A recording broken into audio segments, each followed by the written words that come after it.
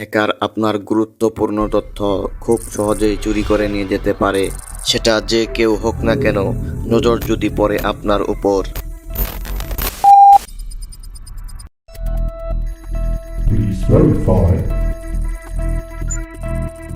Access granted.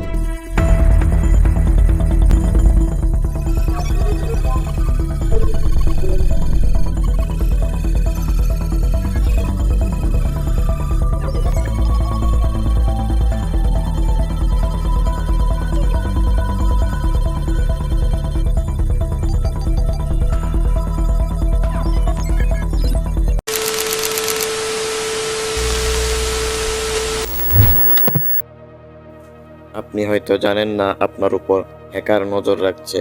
মুহূর্তের মধ্যেই গায়েব হয়ে যেতে পারে আপনার ব্যাংক ব্যালেন্স। বড় বড় ইন্ডাস্ট্রিয়াল কোম্পানি, এর থেকে বাদ যায় না কোনো শক্তিশালী দেশও। যেমন কিছুদিন ধরেই শোনা যাচ্ছে কিছু দেশের হ্যাকাররা ইসরায়েলের ওয়েবসাইটগুলোতে হামলা চালিয়েছে, যার কারণে ক্ষতি হয়েছে কয়েক বিলিয়ন ডলার। আমাদের সকলেরই মনে হয় হ্যাকার মানেই কম্পিউটার কিবোর্ডের উপর ঝড় তোলা বিভিন্ন কোডের খেলা, আর খুব কঠিন একটা ব্যাপার। হ্যাকিং করা খুব কঠিন একটা ব্যাপার, তবে এমনও কঠিন নয় যেটা আমরা পারবো না। ইচ্ছা করলে আমরাও করতে পারি। এর জন্য থাকতে হবে প্রচুর জ্ঞান এবং সাইবার ইন্টারনেট সম্পর্কে ধারণা। আমরা আজকের ভিডিওতে জানবো কি করে হ্যাকাররা হ্যাকিং করে, হ্যাকিং কি এবং হ্যাকিং কত প্রকার।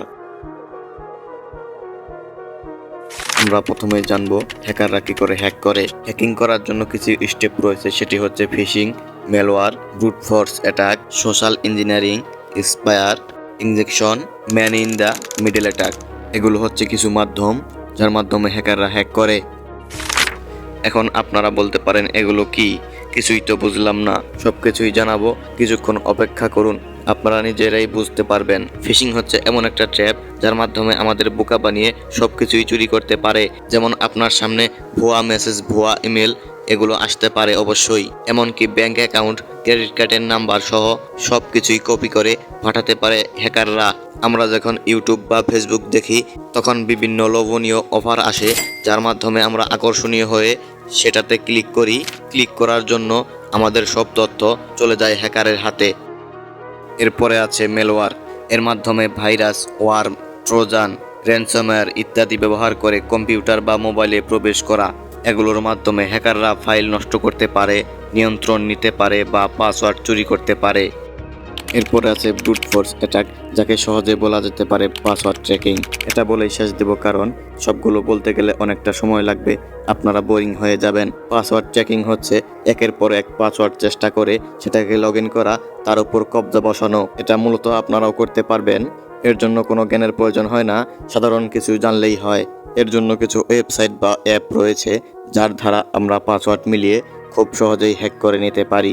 কিন্তু এখন এটা খুব সহজে কাজ করে না, কারণ মানুষ খুব চালাক হয়ে গেছে, পাসওয়ার্ড খুব শক্তিশালী দেয়।